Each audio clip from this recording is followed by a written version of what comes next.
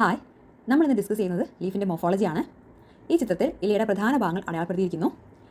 ഈ നോഡ് എന്ന ഭാഗത്തിൽ നിന്നുമാണ് ഇലകൾ മുളച്ചു വരുന്നത്.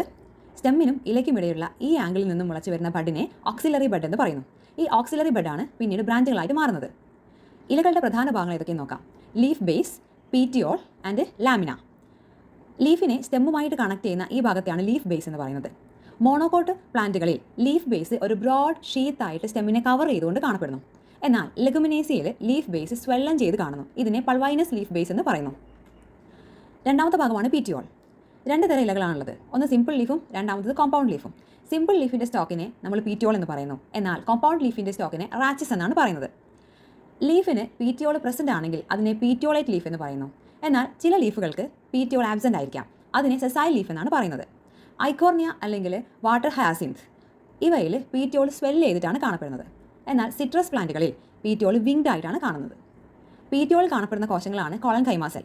ഈ കോളൻകൈമ സെല്ലാണ് കാറ്റിനനുസരിച്ച് ഇലയെ ആടാനും അതിനുള്ള ഫ്ലെക്സിബിലിറ്റിയും നൽകുന്നത്. തേർഡ് പാർട്ടാണ് ലാമിന. ബ്രോഡ് ഫ്ലാറ്റൻഡ് ആയിട്ടുള്ള ലീഫിൻ്റെ പാർട്ടാണ് ലാമിന. ഇതിൻ്റെ മെയിൻ ഫംഗ്ഷൻ എന്ന് പറയുന്നത് ഫോട്ടോസിന്തസിസും ട്രാൻസ്പിറേഷനുമാണ്. ഇനി നമുക്ക് സ്റ്റിപ്യൂളെ പരിചയപ്പെടാം. ലീഫ് ബേസിൻ്റെ രണ്ട് ഭാഗങ്ങളിലും കാണപ്പെടുന്ന ഒരു ഔട്ട്ഗ്രോത്ത് ആണ് സ്റ്റിപ്യൂൾസ് എന്ന് പറയുന്നത്. ഈ സ്റ്റിപ്യൂൾസിന് പ്രധാനപ്പെട്ട ഫംഗ്ഷൻ എന്ന് പറയുന്നത് ഓക്സിലറി ബഡിനെ പ്രൊട്ടക്ട് ചെയ്യുന്നതാണ്. ലീഫിന് സ്റ്റിപ്യൂൾ പ്രസൻ്റ് ആണെങ്കിൽ അതിനെ സ്റ്റിപ്പുലേറ്റഡ് ലീഫ് എന്ന് പറയുന്നു. ഉദാഹരണം ഫെബേഷ്യ ഫാമിലിയാണ്. ലീഫിന് സ്റ്റിപ്യൂൾ ആബ്സെൻ്റ് ആണെങ്കിൽ അത് എക്സ് സ്റ്റിപ്പുലേറ്റഡ് എന്ന് പറയുന്നു. സോൾനേസിയ ഫാമിലിയിലും ലിലിയേസിയ ഫാമിലിയിലുമാണ് ഇവ കാണുന്നത്. ഇനി നമുക്ക് സ്റ്റിപ്യൂൾസിൻ്റെ ചില മോഡിഫിക്കേഷൻസ് നോക്കാം. ഒന്ന് ഫ്രീ ലാറ്ററൽ. ഇത് ലീഫ് ബേസിൻ്റെ രണ്ട് വശങ്ങളിലുമായിട്ട് സ്റ്റിപ്യൂൾസ് കാണപ്പെടുന്നതാണ്. ഇതിന് ഉദാഹരണമാണ് ഹിബിസ്കസ്. സെക്കൻഡ് വൺ ആണ് ഫോളിയേഷ്യസ്. സ്റ്റിപ്യൂൾസ് ഇലകൾ പോലെ കാണപ്പെടുന്നു. പീ പ്ലാന്റ് ആണ് example. Third one spiny. Stipules spines പോലെയാണ് കാണുന്നത്. എക്സാമ്പിൾസ് സൈസിപ്പസ്, യൂഫോബിയ, അക്കേഷ്യ ഈ പ്ലാന്റുകളിലാണ് ഇത്തരം മോഡിഫിക്കേഷൻസ് കാണുന്നത്. Fourth one ഒക്രേറ്റ്.